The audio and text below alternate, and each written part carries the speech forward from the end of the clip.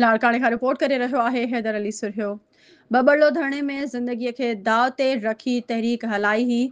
मोरो वाक़ियो बबड़लो धरणे खे दॿाइण लाइ दहशतगर्द ॼाणायो वियो हो। आमिर वड़ाइच जो कन्वेंशन खे ख़िताब कंदे चयो आहे त असां वकील न कंहिंजा एजेंट आहियूं न दहशतगर्द आहियूं। अतहर अब्बास सोलंकी जी जिदोजहद खे सलाम पेश कयूं था, जंहिं ज़िंदगीअ खे दाव ते रखी लाड़काणे में लायर एक्शन कमेटी पारां कन्वेंशन को ठाहियो आहे।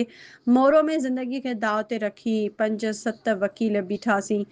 हुन कन्वेंशन में दोस्तनि खे राय ॾींदासीं त हिन कन्वेंशन में लॉन्ग मार्च जो ऐलान कयो या सीएम सिंध जी हाउस ॾांहुं हलण जो ऐलान कबो।